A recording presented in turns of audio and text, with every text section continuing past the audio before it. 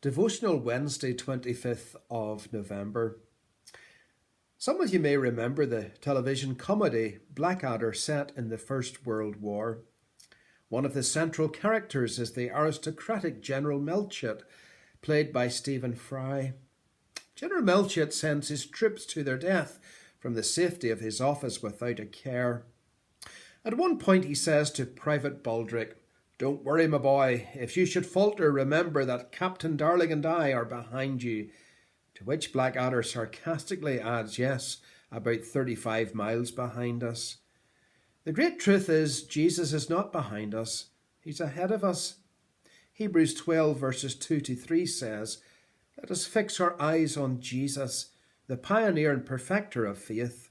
For the joy that was set before him, he endured the cross, scorning its shame, and sat down at the right hand of the throne of God. Consider him who endured such opposition from sinners, so that you will not grow weary and lose heart." The word pioneer used by the writer of Hebrews means the champion, the example, the one who leads the way. We're to follow our King into battle. He leads the way, and we follow. For Christ it meant death, and we enter battle with the same willingness to die, certainly to die to self. Jesus asks everything of us, but he asks nothing of us that he himself has not first endured. Unlike General Melchett, Jesus is not a general behind the lines. In the final movie of the Lord of the Rings trilogy, the city of Gondor has been temporarily defended. But now the enemy armies of Mordor are massing for a further assault on the world of men.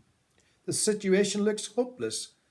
Nevertheless, Aragorn, the true king, decided to take the battle to the enemy in the hope that maybe he can buy time for Frodo and Sam, who are trying to destroy the ring, the secret of the enemy's power. As Aragorn marches out to meet the enemy, the gates of Mordor open, and its evil army spews out of the Black Gate. Aragorn and his men are vastly outnumbered. At one point a stillness falls across the battlefield, and then Aragorn raises his sword and charges into battle. For a moment he is alone.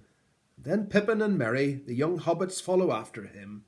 His example has inspired them to take courage and enter the fray, and soon the hobbits are followed by the rest of the forces of Gondor. Jesus is our champion, our commander, our captain. He promised, "I will build my church." He took on Satan, sin and death, and rose victorious. Let us follow him. Let us trust him and follow in his footsteps, inspired by his courage to enter the fray and to build his church in faith.